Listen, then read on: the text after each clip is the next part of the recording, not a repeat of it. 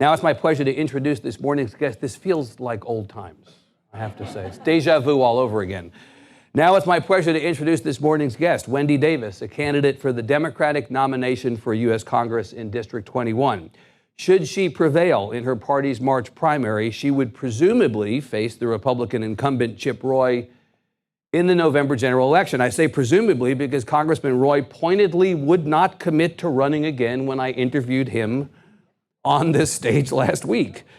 A former Texas, and I texted him last night and said, I'm interviewing Wendy tomorrow. You got anything you want to tell me? Radio silence. A former Texas state senator representing District 10, a former member of the Fort Worth City Council, Ms. Davis was the Democratic nominee for governor in 2014, losing to the current occupant of the office, Greg Abbott. She's more recently been a political commentator, a sought-after speaker, and a founder of the Deeds Not Words group.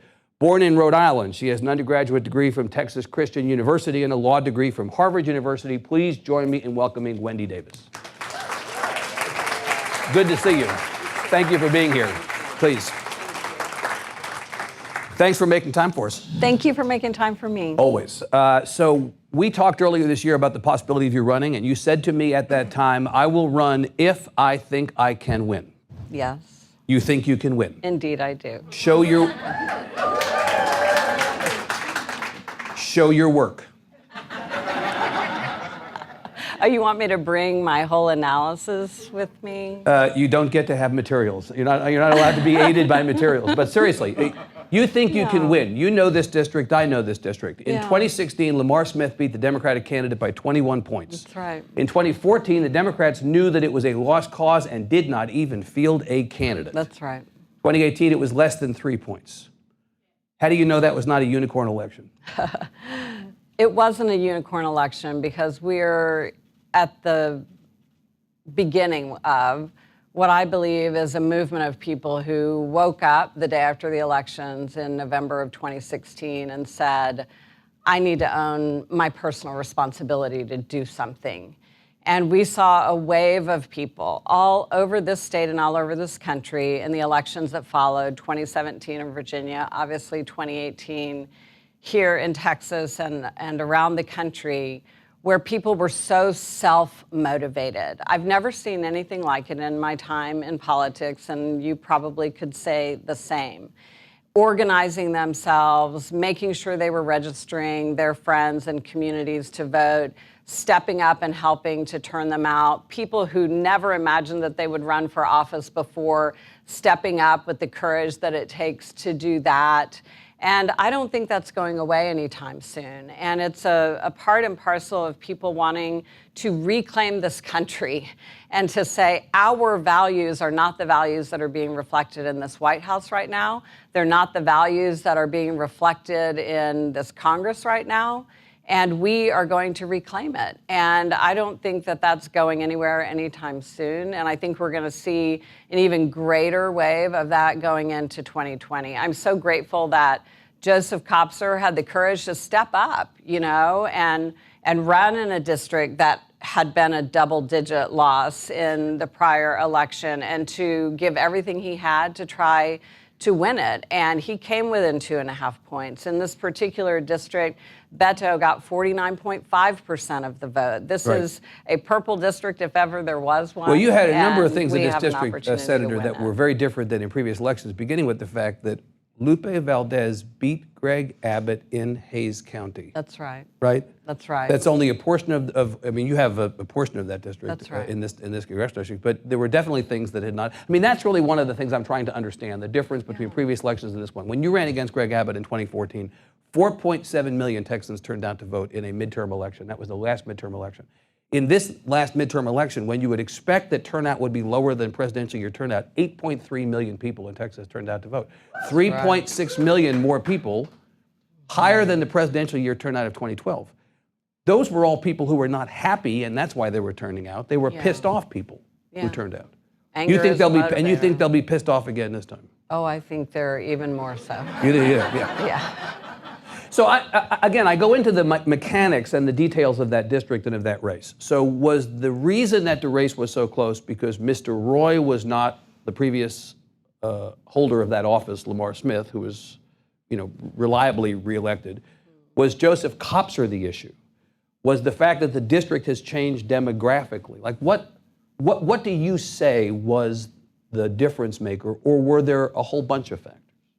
The difference maker, truly, is that people do not see their concerns reflected in the conversations that are happening in Washington right now. They did before and they didn't now? They don't see their concerns. They're paying attention in ways that I think are more present than they had been in the past.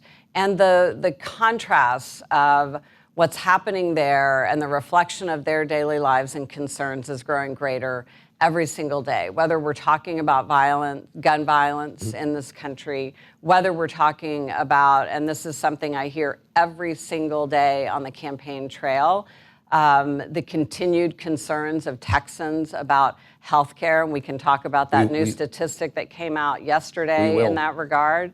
Whether we're talking about people who fear the lack of security in their retirement, people like my mom, whether we're talking about people who are working incredibly hard and still not able to make ends meet because somehow Congress has not seen it, that it's important enough to raise the minimum wage for the last 10 years. There's so many impacts that people are feeling in their daily lives, and the punditry and all the conversations that fly around on Fox News or MSNBC, whatever you're looking at, it doesn't feel like it reflects the things that really matter to you. It's really what's about on the ground. It's about what's happening on the ground. Yes. So Beto's not on the ballot. He may be conceivably on the ballot in some capacity this time. But he got more than 4 million votes running for the United States Senate last time, more than any Democrat has ever gotten statewide in the history of Texas. Amazing. He was a factor, was he not? Indeed, he was a factor. In terms of turnout? No question. He motivated and excited so many people, justifiably so. You mentioned Joseph Kopser. I go all Lloyd Benson on you, but I know Joseph Kopser. Joseph Kopser is a friend of mine. Senator, you are no Joseph Kopser. Joseph Kopser is a pretty moderate guy. Joseph Kopser ran a down-the-middle, solves-the-riddle kind of campaign. Yeah. Is it possible that the reason Joseph Kopser got within 3 points of Chip Roy last time is because he ran that kind of campaign in this kind of district? I'll leave the punditry to you. I will happily accept this. That's fine. Yeah. I'm going to run a race based on my values, and I'm going to run a race that is one that I truly believe connects with the values of the people in this district, and that is going to motivate people and excite people to turn out, not even necessarily to vote against what they're angry about, but to vote for someone who they believe is going to come in and work on their problems. You know this district. You know what this district looks like. It's parts of Bexar County and Travis County, parts of Comal County, parts of Hays County, all of Bandera, Blanco, Gillespie, Kendall, Kerr, and Rial counties. The latter list, very conservative. I mean, I went and pulled the numbers where Trump and Clinton ran in those counties. President Trump won Bandera County by 63 points. He didn't just get 63 points. He won. That was the margin of 63. Blanco 53, Comal 50, Gillespie 62, Kendall 60, Kerr 56, Rial 67. I mean, that's a pretty significant mountain to have to climb in that part of the district. Can you do well enough there and overperform? I mean, again, you said you would only run if you thought you could win. You have to overperform in Travis and Bexar and presumably Hays to make up for that steep mountain in those districts. I think we will perform well in the areas that you would expect, but I'm not writing off a single voter or a single community. You'll campaign in every one of those communities. Yes, and I've already been all over the district. And what I'm finding is, just like when I ran for city council the first time, what people really want to talk about are the things that are happening in their day-to-day lives on the ground. And what people in the Hill Country are concerned about right now, they're concerned about the proliferation of aggregate industries in their communities. They're concerned about air and water quality.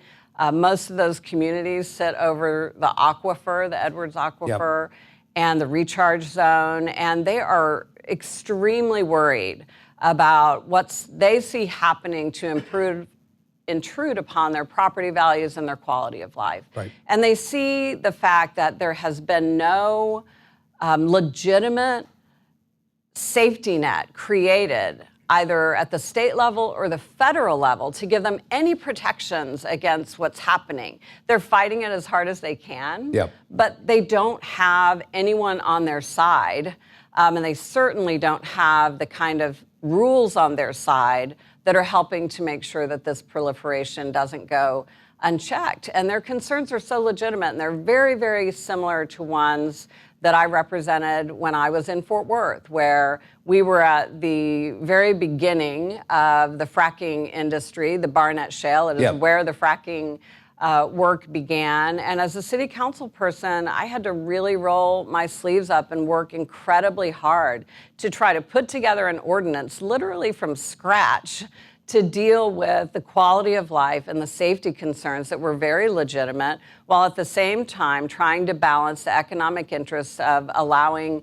that to proceed. And you have an issue. Same issue here in the Hill Country. You have an issue in Hays County specifically right now that actually mirrors that, and that is this pipeline. That's right. So where are you on that? Tell us your position on the pipeline project, and how do you balance the industry and economic activity side of the conversation on the one hand, and the landowners and the environmental concerns on the other hand? Well, I could go all lawyer wonky with you on the whole right to place a pipeline wherever one deems they want to put it. And there's a whole legal history behind that, and I disagree with the way it has developed in allowing that absolute right. It allows an intrusion on property rights, and people are upset about that. Yes. And again, in this area where we're talking about our recharge zone, it allows an intrusion on and a possible environmental impact in a way that will create problems not just for the immediate path, but obviously for everyone who is getting their water from that source. And we're talking about this entire district, essentially, when we're answering that question. And it goes back to the point that at the federal level and the state level, we have left communities and people completely powerless when it comes to things like this. And they're basically supposed to just sit back and take it. Right. And I'm going to fight to make sure that we say, no, this is not acceptable. And there are ways to balance these interests, but the way that this particular placement is happening and the way that the company itself and the rules themselves have allowed it just to go wherever the heck they want it to be, that flies in the face, I think, not only of those precious property rights that we value so dearly here in Texas. Which, by the way, is a conservative principle. It right? is Property indeed. rights, yeah. But also, of course, quality of life and safety. Right. And that's where we forget our partisanship, and what we care about really is the value of our home and whether our kids and our family are safe. So you've brought up, again, the conditions on the ground in the district, real people's concerns. Washington is not taking that into consideration. Do you not nationalize this race? It must be tempting to come back to the dynamics of this race. In an election year which, unlike 2018 when he was only existentially on the ballot, this is a year in which the president is literally going to be on the ballot. And if you're a Democrat running in 2018, it's the inverse of what the Republicans did when Obama was in the White House. No matter who you were, what you were running for, who you were running against, your opponent was Barack Obama. It must be tempting, even in Texas, to have Donald Trump be your opponent, to almost whistle past your opponent and nationalize this race. Well, I don't have to do that, actually, because my opponent has been in lockstep with Donald Trump. And all I need to do is run against my opponent. So you're running against Donald J. Roy, basically. That's how you're viewing this, seriously. I mean, his record is in lockstep with Donald Trump. All right, so make the case. Go back to your days as a lawyer. Argue the case as if you were in court against the person in the crosshairs here. What is the problem with Mr. Roy? Make the case against him. Why should he be fired? Because after all, when you run for re-election, as you yourself know, you're asking to be rehired. Yes. So what's the case against rehiring him? Yeah, I mean, his record is the case against rehiring, and I'll give you just a few examples of that. There was a bill before Congress not long ago where in the new tax code, it accidentally swept up in it a change for the tax on the death benefit that military Gold Star families were receiving after their loved one gave the ultimate sacrifice. And it popped them into a much higher tax bracket than they had been in previously. Congress came together in a bipartisan way and said, we need to fix that. We didn't intend that. Let's fix that mistake. 3 people voted against that, and Chip Roy was one of them. I don't know how a person answers to that. It makes absolutely no sense to me. We, of course, probably those of us who are paying attention also saw that he was the one person who, when Congress was in recess and they were doing a voice vote, essentially a consent vote, on the the authorization of the $19 billion hurricane disaster relief fund that had gone bipartisan through the Senate. Even Ted Cruz voted for it, comes over to the House, and everyone, Republicans and Democrats alike, agree, voice vote, let's let this thing through. People have waited far too long. And by the way, $4 billion of that was directed at Hurricane Harvey relief for our very communities here in Texas. And he knocked it off, essentially. The consent agenda didn't allow a vote to take place on it. And then 3 weeks later, when it came back for a full vote of Congress, when they reconvened, he voted against it. I don't know how a person answers for that. This is part and parcel. The other thing I think he really has to answer for, and I think this community is expecting an answer for it, is why are you voting to allow pharmaceutical companies to continue to gouge us with their prices? Why are you voting in a way that does not assure that we won't be covered for pre-existing conditions? Why are you voting in a way that is going to tear down the only healthcare system, really, that we have benefited from, the Affordable Care Act, in a state where we have the highest number and the highest percentage of uninsured people in the country? And that report that came out yesterday from the Census Bureau pointed out that not only have the uninsured rates gone up in Texas since the Trump administration began to tear the foundation out from under the Affordable Care Act, but here in Texas, not only did it get worse even here, if we could even imagine that, we have twice the number of uninsured people in this country of the average state in this country. Right, so we're shame. So we're back up, as of yesterday, according to the Senate, we're back up to 17.7% of Texas residents, about 5 million people who have no health coverage. We also know that we have now the highest number of uninsured children. That's specifically of any. We're adding more uninsured children in Texas now to the rolls than we're adding kids to the public schools of Texas. That's exactly annually. So that's the case against him. I mean, in a nutshell, you probably go on to probably give more time, more, right? My question is why you? You represented your Senate district in Fort Worth and the council district of Fort Worth. You've lived in Austin for the last couple of years. I know. I see you at Whole Foods or wherever else. I know you're here. But of course, inevitably, what you heard right off the bat when you got into race is, well, she's a carpetbagger. She's not from Austin. This is not her. I mean, she may live here now, but you're a Fort Worth person. Why are you the right person? There was already at least one Democrat in this race when you got in. Yeah. Why not that person? Why not be done in public life? Give it up. Let somebody in the district who's been there for a long time be the candidate. Why you? First of all, I believe I can be a voice for the diverse communities that make up this district. I truly do. And that's reflected in my career in the state Senate. I represented a district that was very purple, to say the least. Flipping it, held by a Republican before you, held by a Republican exactly. after you. Right That's now, right. held by a Democrat. It's gone back and forth, back and forth. That's right. Yeah. But the fact of the matter is, I've lived here for 4 years. I moved here after the gubernatorial race was over. My 2 grandbabies live here, so nothing's going to tear me away from this community now.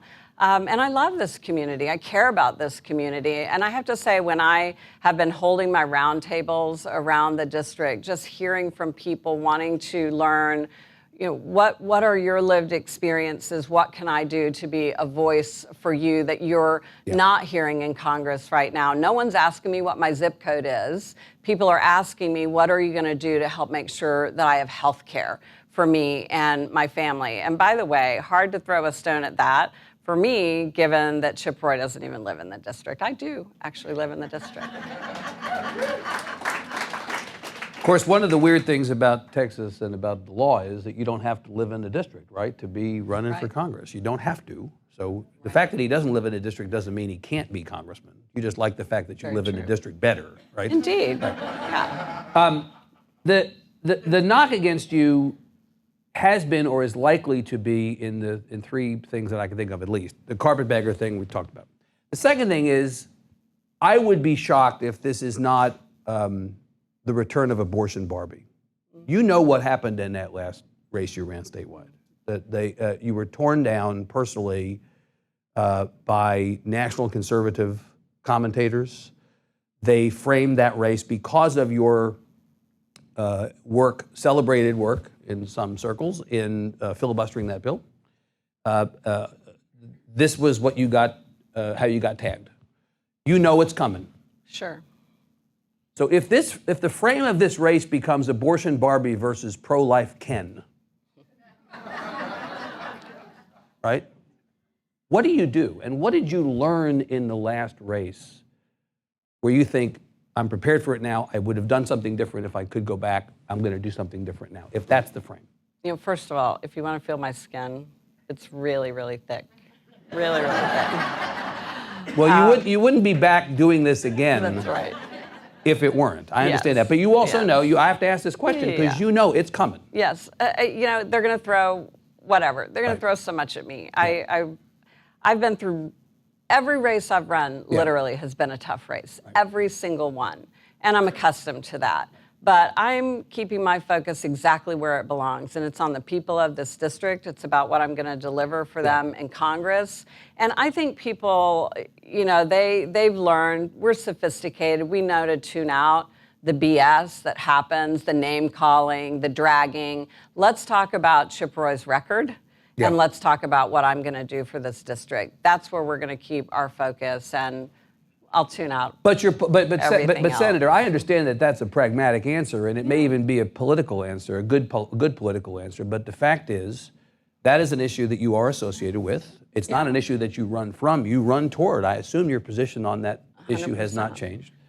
So you're going to be asked about it. It's going to be raised, if not raised by voters, raised by the other side. What do you say? They'll raise what they raise, but certainly right now, in the context of what we're seeing, the extreme attempts to unwind Roe v. Wade across this country, Texas included, what happened in Alabama not long ago, it's become so extreme that it's woken a lot of Americans up to the reality of the fact that Roe v. Wade actually could go away. And what has been interesting as a consequence of that, when you look at the polling of where Americans are, we are seeing the highest percentage of Americans standing in lockstep with keeping Roe v. Wade than we've ever seen before. And it's because the stark reality that it may go away has finally confronted them. And I don't think that this is what people want. Particularly, go to conservative values or libertarian ones. We ought to be able to make our own private decisions in these most personal instances. And that's where America is, and that's where Texas is. And your position is obviously where it is that as simple as it is. Senator, I hear you, and I also will acknowledge that the politics of the moment do put Roe versus Wade in some peril at the Supreme Court. If you're concerned about that, why are you running for the House? You can't affect that in the U.S. House. You should have run against Cornyn or Pat Fallon, right? Or whoever's going to be the Republican nominee for the Senate. If you wanted to protect Roe versus Wade, wasn't your time better spent running for the United States Senate so you could be a vote to confirm or not confirm Supreme Court justices? There's so many reasons that I am running for Congress in this district to work to help solve the problems of the people who live here in this community. And I'm really proud to be doing it. And I'm also very proud of the slate of candidates who have stepped forward For the United States to Senate. run for the United States Senate. I'm excited to see who emerges from that, and I'm going to be behind them 100%. Bigger than one issue. Yes, Bigger than absolutely. One issue. So the last frame for your campaign from the other side will, in almost all likelihood, be the same frame for everybody else. You are a socialist. That seems to be, that is the word of the year. That will be the word. That's the word. Definitely. Let me just ask you straight away, are you a socialist, Senator Davis? I am very much a capitalist. I know that they're going to throw that word constantly. You're going to be the fifth member of the squad course, before this is over, right? You know that. Then we'll defend, of course, what people might term socialist programs in our country, Medicare, Social Security. And am I going to step up and fight and defend those programs? You bet. And am I going to fight to make sure that we have greater health care coverage in this country? You bet. So throw the label as you want. If they call you a socialist, but that's we fine. know we're connecting with the real concerns that people have. Can I ask you about some of the things that, not Medicare and Social Security, but some of the things that have come up in the context of the current political environment that have actually been the things that the other side has associated with socialism? I'll ask you about three things, and they will come up if they've not already. Although I thought, I'm going to be clever and ask Senator Davis about these things. I'm sure there are positions on these subjects on her campaign website. There is no issues tab on your website. Not yet. It's getting there. Sneaky. So now I have to ask you about it. Medicare for all, for or against? Yeah, I believe people ought to be able to keep their private insurance if they're happy with it. So that puts you at some distance from some people. From some. Right. But look, I'm glad that we have so many candidates talking about fixing this problem. And different candidates have different perspectives about what that should look like. In my perspective, one of the big failures of the Affordable Care Act was that when it was not passed with a public option. Because that competitive driver, really, missing from the marketplace is one of the reasons that we find ourselves where we are right now. I believe people ought to be able to buy into Medicare. I believe in this state and in other states where we have not had Medicaid expansion, we have to figure out a way to work around the Supreme Court's decision allowing states to wiggle out of Medicaid expansion in this country. It's inexcusable that we have not expanded Medicaid here, not only because of the billions of dollars that we pay and do not get back, and that are ours and belong in our state and belong in helping to solve the healthcare problems here, and that belong in helping to make sure that our hospitals that currently are providing enormous amounts of unfunded care actually have some mechanism for funding them. And that's what Medicaid expansion in large part was intended to do. But also because Medicaid expansion is directed at working people in this state who find themselves in a gap where they're not earning little enough to afford to qualify for the subsidies of the Affordable Care Act, but not making enough to actually be able to purchase health insurance on the exchange. This gap has left us in a terrible position. And as you said earlier, more uninsured and a greater percentage of uninsured children in this state than anywhere in the country. And we should be all up in arms, so upset about that.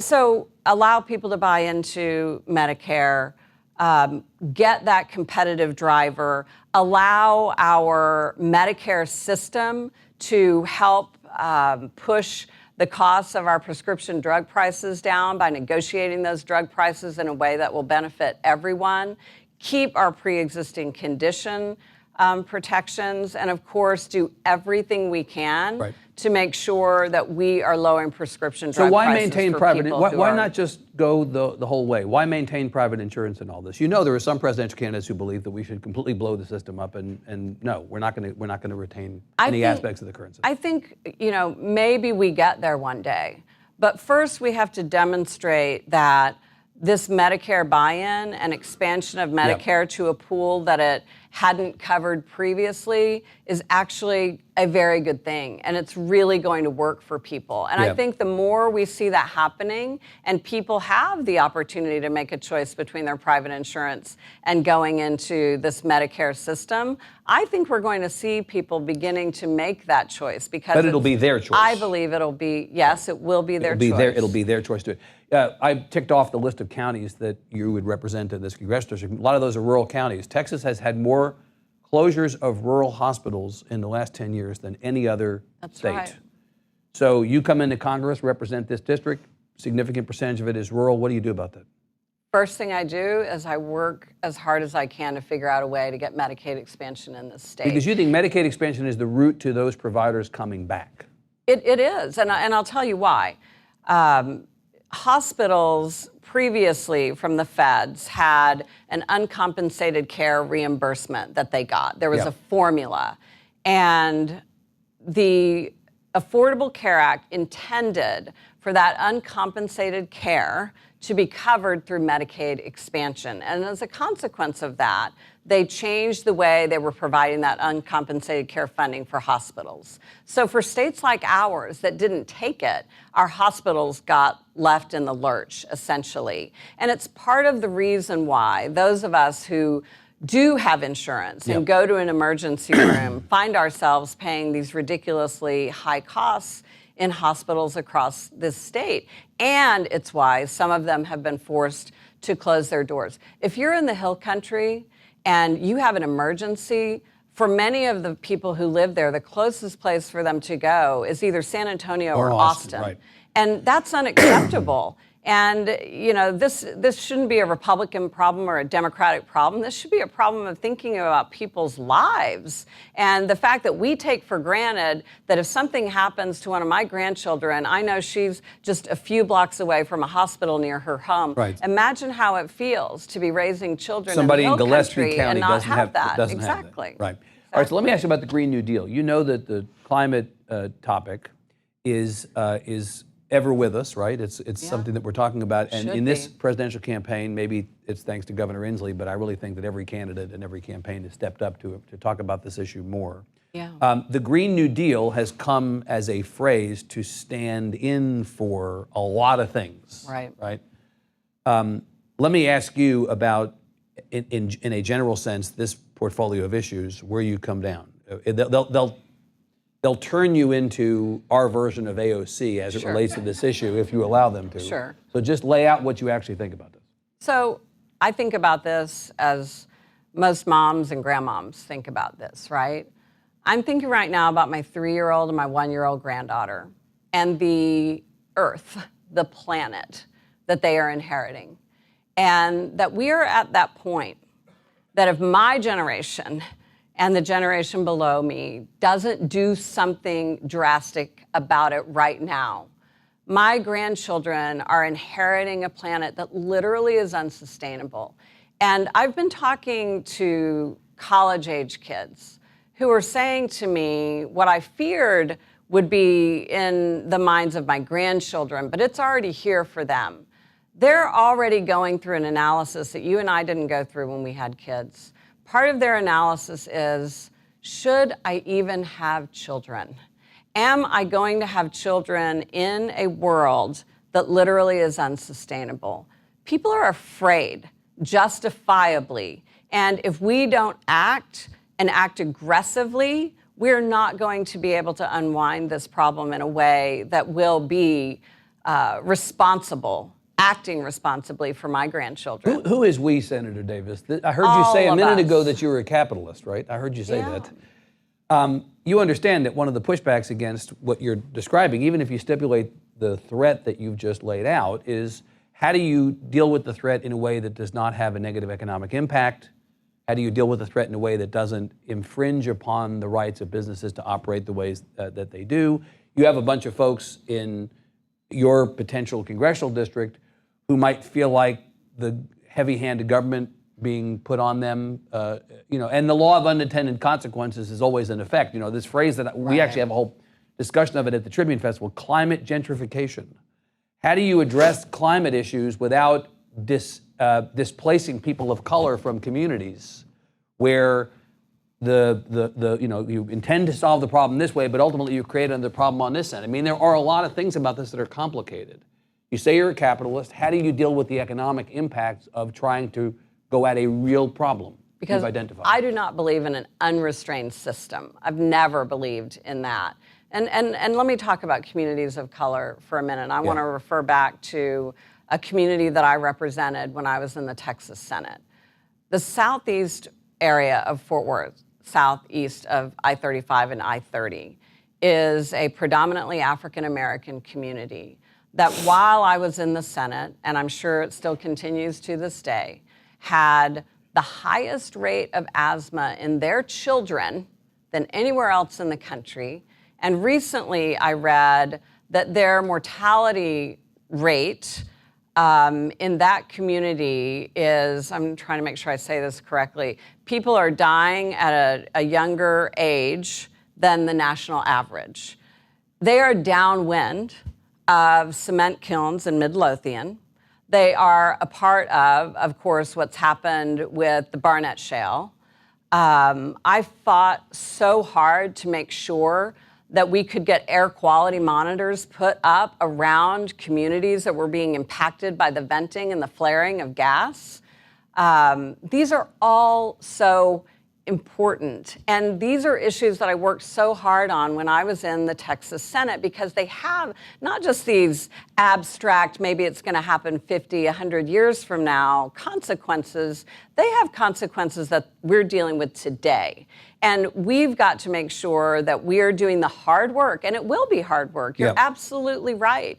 And it does require balancing, and it does require making sure that you're being very sensitive to, as you're possibly changing the job picture in one industry, that you're realizing an opportunity in a new one. And these plans include those thoughtful approaches. Every single plan that every one of these presidential candidates, from one end of the extreme to the other, they include these plans to make sure that we are transitioning in a way that allows new jobs into clean energy, and that we actually are talking about clean energy when we're talking about what that's going to look like. We have to do this. We will spell the demise of the human population literally if we don't. And you will have the same conversation on this subject in Barron Travis County that you have in Gillespie and Blanco County. 100%. You can sell this in both places. No question. And as I said earlier, in the Hill Country,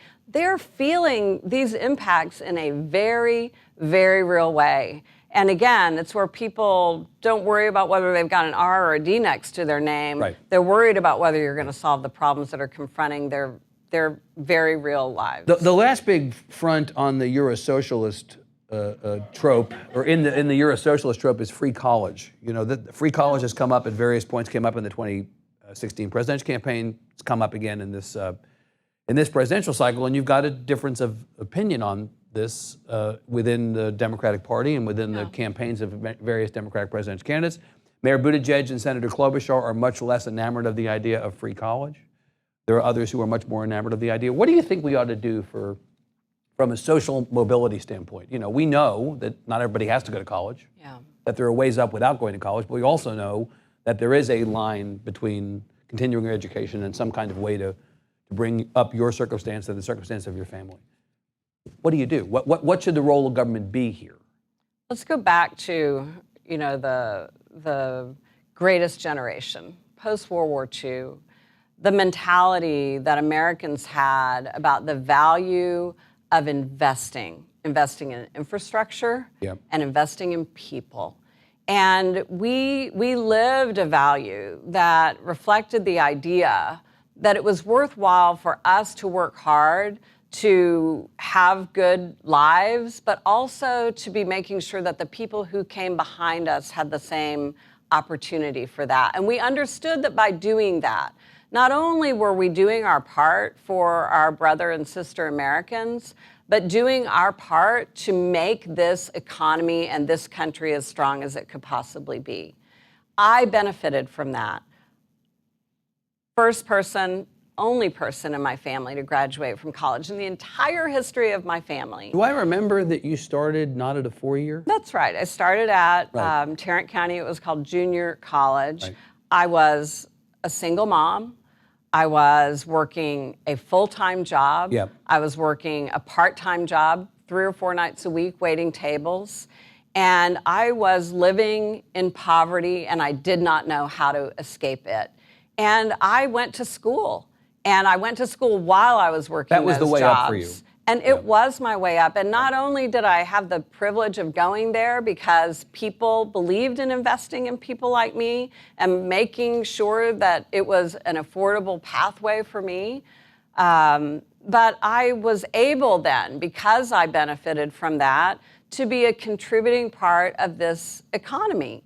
That's what we should hope for everyone. Not only that they're living their best lives and realizing their best opportunities and their dreams, and that we're investing in ways that help make that happen, but also just thinking from the big picture, we need people who are able to contribute to the economy. So who, Senator, who pays for it? I mean, there are different ways that you can come at this. You can say free college, public university. You can say, no, we're just going to make community college free. That's been one proposal. And again, you understand that universe. Or, look, we just can't make promises that from a financial standpoint we cannot keep. Senator Klobuchar famously, early in this campaign, went into, I think it was New Hampshire, a crowd in New Hampshire, and said, I'm not going to just give away stuff for the sake of getting your vote. This is not realistic. It's not sustainable. Where do you come down on this? So I believe that we have to provide several things. Number one, we do need to make college free for people who can't afford it, 100%.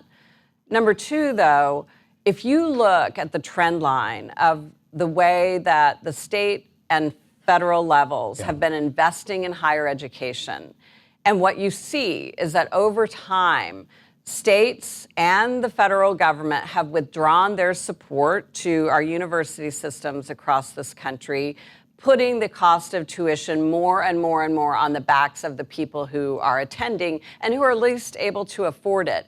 We have to begin reinvesting in partnering by putting more money into our university systems as we once did. Yeah. And then we have to applaud universities like UT, who just announced that they're now going to make college tuition free for everyone coming from a family of $65,000. Below a certain economic level. Right.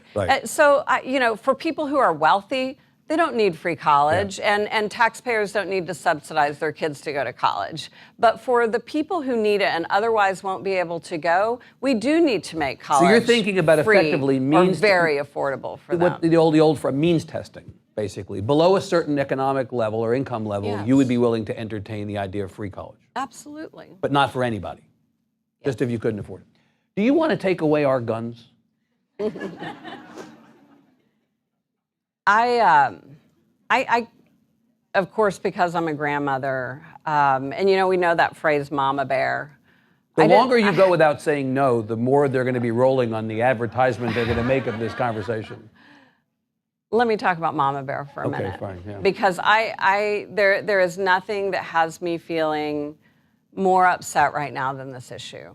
And Grandma Bear has a whole nother level of upset, even the Mama Bear, I think. My grandbabies, when I was a kid and I went to school in Richland Hills, Texas, I remember doing tornado drills in the hallway. And I remember at 10 years old, that feeling of fear that it instills in you, that this could happen, that you feel vulnerable. My little babies and children that are in school right now, they have to go to school and learn how to hide from an active shooter. Talk about instilling fear in our vulnerable babies.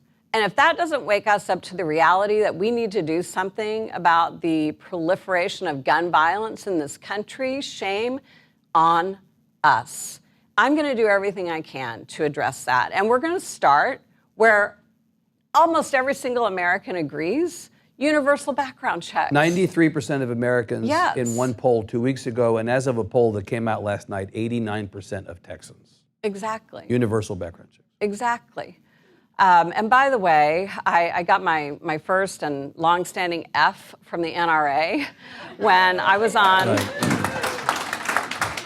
the city council in Fort Worth, and I was fighting about background checks and the fact that at gun shows we had this loophole. Now we know the loophole is enormous because of online sales of guns. Secondly, so let me just, I'm clear about that. Do I not remember that in 2014, when you were asked by the Associated Press whether you were for open carry in a questionnaire, you said you were?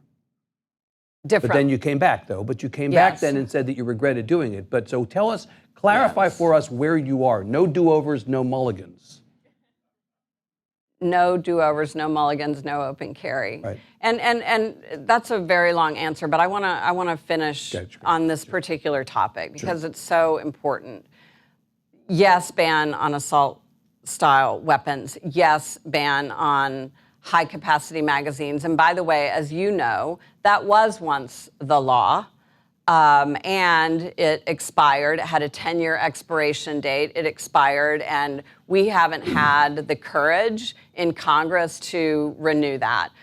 Chip Roy voted against that background check bill that passed. Well, he was explicit here last week. He's not for any of the recently. stuff you just named. He's not for red flag laws. Absolutely. He was very explicit about that. Red flag laws, of course, we absolutely need to proceed on that. But one of the really important things for all of us to keep in mind, this violence, gun violence in our country, what comes into our news feeds and what we hear about and get so justifiably upset about are these mass shootings, most of which involve these military rapid-fire assault weapons. But the vast violence of gun deaths in this country are happening with handguns. And what we ought to be equally upset about, 52 women in an average month, every single month in America, die at the hands of a handgun with a domestic violence perpetrator. That issue was part of the Violence Against Women Act renewal, which Chip Roy voted against, and he voted against it because he was voting with the NRA, because the NRA didn't like it, because it was closing the loophole that was allowing domestic violence perpetrators to continue to get their hands on guns. There's a myriad of problems that we've got to address, and I'm ready to take every single one of them on, and I'm going to take them on with the heart and the head and the passion of the grandma bear that I am right now. And I know that I am reflecting and feeling what people all over this particular district, all over this state, and all over this country are feeling. They want to see Congress have the courage to say no to the NRA and to say yes to the safety of their families and our communities. Beto O'Rourke. Beto O'Rourke, and not just Beto O'Rourke, have been criticized by supporters of the Second Amendment for advocating for mandatory buybacks of assault weapons in this presidential campaign. Are you for mandatory buybacks or not? I am for moving into a voluntary buyback situation. So no mandatory buybacks? Not at this point in time, because what we have to focus on is where we know the real most important solutions are going to be delivered, and that is in universal background checks. It is on creating the ban, and is on creating the ban on high capacities. But it's also, Evan, go back to the point, gun violence in America is not just about these mass shootings with high capacity weapons. Gun violence in this country is happening every single day in the homes of women by domestic violence perpetrators in a way that ought to have us equally working on solving that problem. And that is where universal background checks really get us to the real solution. The governor up the street, Chip Roy and others would say the problem, the narrative through line with everything you just described is mental health.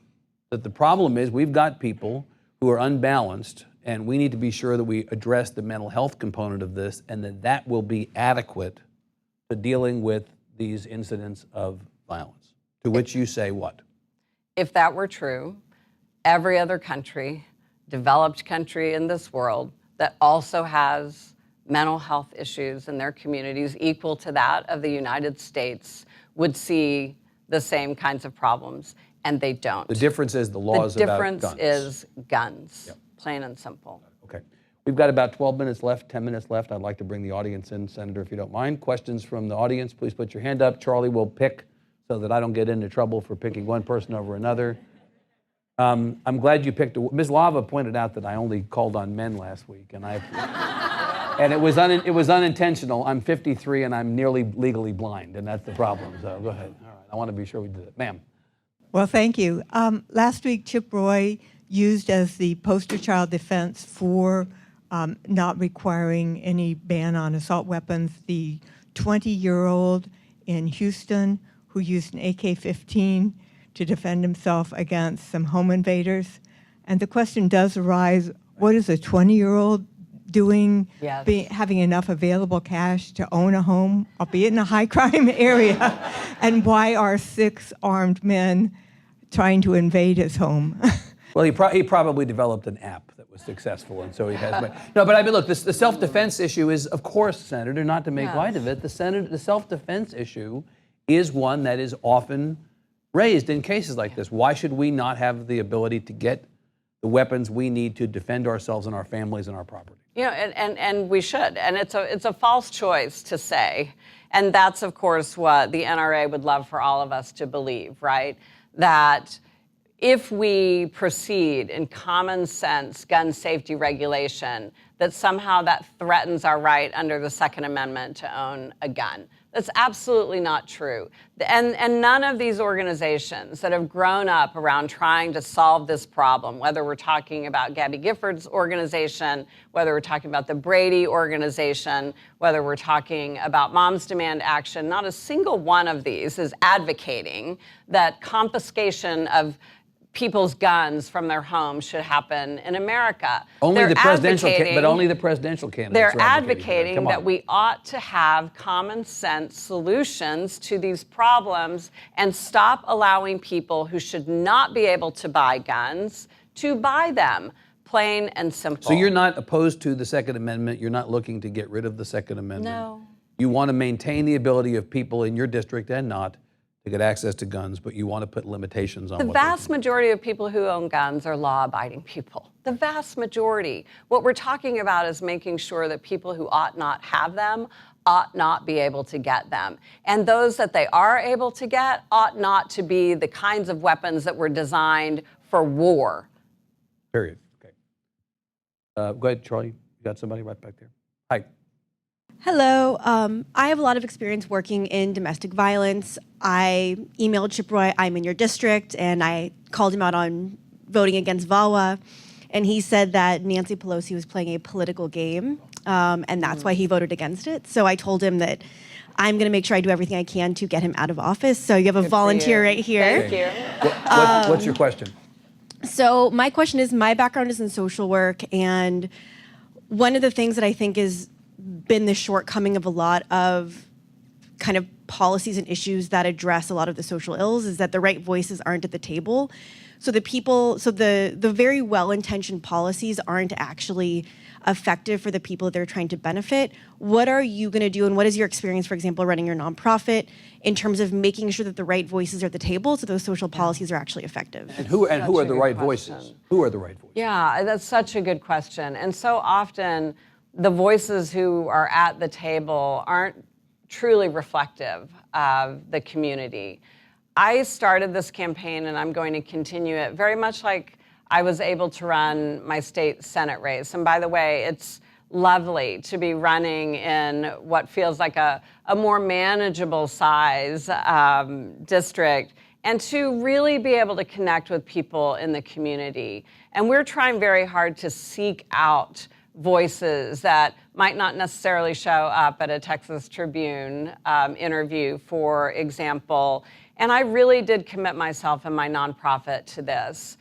I know that in the Texas legislature, the voices of people of color, particularly young people and particularly young women of color, have been absent. And that's why they find themselves on the receiving end of so much hostile legislation, or at the very least, find themselves being completely ignored. A lot of people are feeling that way in this country today, and it's incumbent upon those who are elected to serve to seek them out. And I'm super proud of the work that we did and have continued to do at Deeds Not Words. We work with high school and college-age young women, and they, in the last 2 legislative sessions, have been an instrumental part of passing 25 bills into law, so many of them aimed at their lived experiences of what it means to be a young woman. And what's beautiful to see is that when their voices are present in those conversations, even some of the, crustiest old white Republican men that I used to work for in the Texas legislature, they sit up and listen. And that's part of what we ought to do. Our stories, our experiences form better decisions. And that means inviting those stories and inviting those experiences, but then listening to them and really trying to be a partner in helping to address them. Are those voices at the table in your campaign? Do you have a staff for your campaign developing policies and issues that reflect the diversity that you just talked about with the questioner? We have a very small staff right now, but as we grow our staff, indeed, absolutely, it's going to be reflective. I'm so grateful that a lot of the young women who worked as interns in our Deeds Not Words office have come over as paid interns into our campaign, which is really lovely. And we're going to keep building out our team in a way that's really reflective of the diversity that we want to see, definitely. Charlie. Speaking of diversity, here's a question from a man. Oh! Go ahead. Thank you, Evan. Wendy, thank you for being here today. First, a quick comment on the socialism comment. I always get upset when candidates like yourself are declared a socialist. You're not either or. Look at the 2 happiest countries in the world repeatedly in surveys, Norway and Denmark. It is capitalistic, but it has socialism, and they work together, not opposing each other. And the question is, in your campaign, one of the things I felt Beto did wrong, he didn't define his opponent soon enough. Yeah. He defined himself, took the high road, and the next thing, he was first to be defined. You defined yourself, you did define your opponent, but the timing is my question. How far out do you think it's constructive to begin to define your opponent? Sounds like you're defining him already.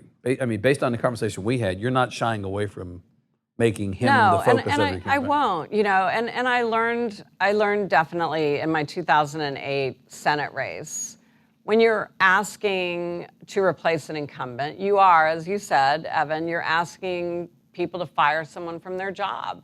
And you have to help them understand why they need to be fired. And I'm not afraid to do that, and I don't think it's inappropriate to do that. And there's not a single thing that I will talk about as it relates to my opponent other than his record.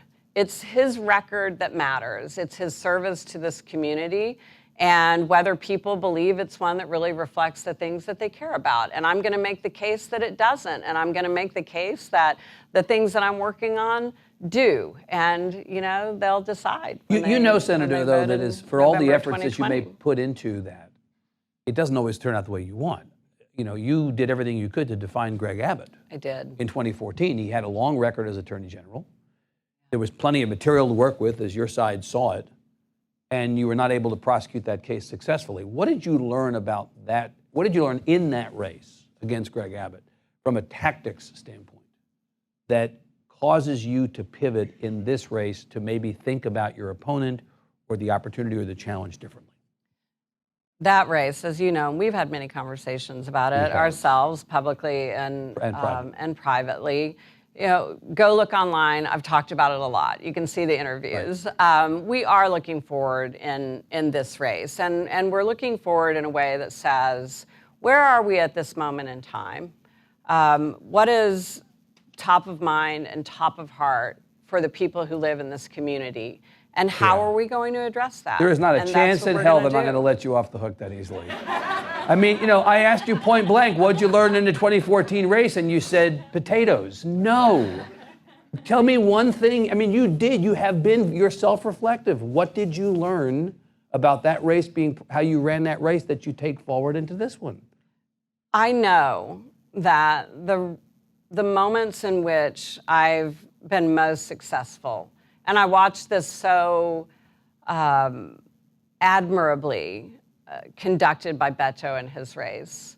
We do our best when we are our authentic true selves, when we're not worrying about whether we're going to upset someone with an answer, when we bring our values forward and we're not ashamed of them, and we connect with people through a sincere and authentic place. That is what I will do every single day in this race. And the other thing is, I'm having fun. And I think that's something that we need to keep in mind about what it means to run for office. Did you not have fun last time? It was the hardest thing I have ever done in my life. Were you And not your yes, authentic self last time? Yes, I had fun, and yes, I connected with people, but I believe that the way to really make the kind of human-to-human connections that matter in these races is to be able to meet with people on the ground. And that was the hardest part of running statewide, was not being able to sit in those small groups like we've been doing already in this race, with 5 or 6 people around a table. Let's talk about what is top of mind for you. What's going on in your family? What do you want to see? That's how you really connect with people. And not only does it help you to run a better campaign, it makes sure that when you're elected, you're a better public servant, and that you remember always. And I think this is one of the biggest problems in Washington. People get there and they think they're there to represent their own ideology, whether it's connected or disconnected to the people who they serve. And they forget there are people who are relying on them to fight for their day-to-day lives, whether we're talking about their retirement security, their possibilities for a job through which they can support their family, their ability for their kids to realize their dreams through a college education, or if they don't want a college education, sufficient job training, making sure that they have health care and that they don't have to choose. And I just got the most heart-wrenching letter from a potential constituent talking about the fact that he has literally been making a choice on his cancer care medicine that is unaffordable and whether he's going to be able to leave something behind for his family when he dies. That is unacceptable. And these are the real problems of real people in this district, and I love the opportunity to be able to connect, and we're going to do that all through this race. Okay, we're out of time. Thanks, Senator Emma. Davis, I suspect you'll be back with us again. Thank you very much. Thank you. Appreciate you being here. Good, thank you. Thank you. Thank you all. We'll see you again. Take care. Thanks for coming.